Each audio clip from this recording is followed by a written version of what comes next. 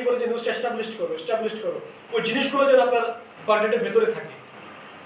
তাহলে কি হবে, ফেসবুকের অ্যালগরিদম বুঝতে পারবে যে এই কন্টেন্টের অথেন্টিসিটি আছে অনেক। ওকে, রিজনাল ইফেক্ট আমি বলছি, ইম্পর্টেন্স 4, এটা ভীষণ গুরুত্বপূর্ণ একটা কন্টেন্টের জন্য। সেটা কিরকম, আপনারা যারা গৌতম ভট্টাচার্য লেখা পড়ছেন, কেউ ভারতের আনন্দবাজার স্পোর্টস উনি লেখালেখি করে, কেউ হয়তো ওভাবে একবার দুবার পড়ছেন। গৌতম ভট্টাচার্য লেখা আপনি আজকে সার্চ দিয়ে পড়বেন, ওনার প্রত্যেকটা আর্টিকেল পড়বেন, পড়লেই মনে হবে ওই ম্যাচটা কেন ইম্পর্টেন্ট, ওই দুটো রান কেন ইম্পর্টেন্ট, উনি প্রত্যেকটা বাক্যে এই জিনিসগুলো বলে। আমি এখানে আসছি, আমি মনে করেন আমার গ্রামে আমি বসে আছি, এবার বাড়ি গেছি, আমাকে এক লোক এসে বলতেছে কি যে আমি একটা কার্ড নেবো কিনা 100 টাকা দিয়ে। ওই কার্ড কিনলে আমি যদি স্ক্র্যাচ করি, ওইখানে আমি ল্যাপটপ, ফ্রিজ, মোটরসাইকেলে ডিসকাউন্ট পাবো। ওই কার্ডটার দাম কত, আমার একটা কার্ডটার দাম কত, 100 টাকা।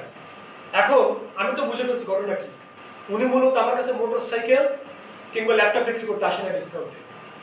উনি আমাকে এনশিওর করতেছেন এই কার্ডটা যদি আমি স্ক্র্যাচ করি, তাহলে ওই কার্ডের পরিবর্তে উনি আমাকে বাধ্যতামূলক বা নিশ্চিত রূপে আমাকে একটা তোয়ালে উনি গিফট করবেন, একটা চাদরের মতো। ওনার মূল উদ্দেশ্যটা হচ্ছে ওই চাদরটা বিক্রি করা। ওইটা উনি কিনছে 50 টাকা করে, প্রচুর। এখন সবাই বলবে আরে চাদর তো একটা পাবো, আরে কিনি। ওখানে কিছু না বাদলে উনি চাদরটা পাবে, ওনার ওই চাদরে 50 টাকা লাভ। এখন আমি যখন এই কন্টেন্টটা গ্রামে বসে করবো, আমি গ্রামে গেছি, আমি কেন এই কন্টেন্টটা করতেছি মানুষকে এটা বোঝাবো। আমি মানুষকে আমার ভিডিওতে কি বলবো, মার্কেটিং স্ট্র্যাটেজি কি, আমি সেটা বলার জন্য কন্টেন্টটা করতেছি।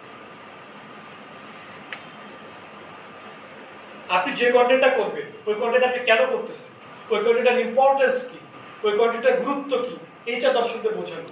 তাহলে হবে কি, দর্শকদের দেখার হার বেড়ে যাবে। যেমন কালকে একটা উদাহরণ দিই, কালকে শাকিব খান নতুন সিনেমা দরদের একটা প্রমোশন আছে, আমি ওইখানে গেছি। ওইখানে যাওয়ার পরে আমি ওখানে পিটিসি দিই। এখন আমি যখন সাজাচ্ছি তখন আমার এই যে আমার ইম্পর্টেন্সটা মাথায় রাখতেছি যে এই দরদটা কেন ইম্পর্টেন্ট।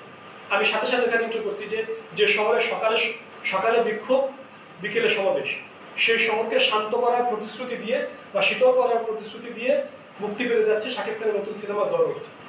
এই সিনেমাটা নানা কারণে বাংলাদেশের জন্য গুরুত্বপূর্ণ হতে পারে। Shakib Khan back to back ঈদে রেকর্ড ব্রেক করেছেন, উনি ইতিহাস গড়েছেন। ঈদ ছাড়া বাংলাদেশের সিনেমা কতটা চলে, এই সিনেমাটি সেটি প্রতিষ্ঠিত হতে পারে। একই সঙ্গে রাজনৈতিক দামাদলের ভেতরে এই সিনেমাটা কতটুকু প্রভাব রাখতে পারে, যদি প্রভাব রাখতে পারে সেটা শাকিব খানকে নতুন উচ্চতায় নিয়ে যাবে। দেখেন, আমি প্রত্যেকটা জায়গায় আমার ইম্পর্টেন্সটা ব্যাখ্যা করতেছি।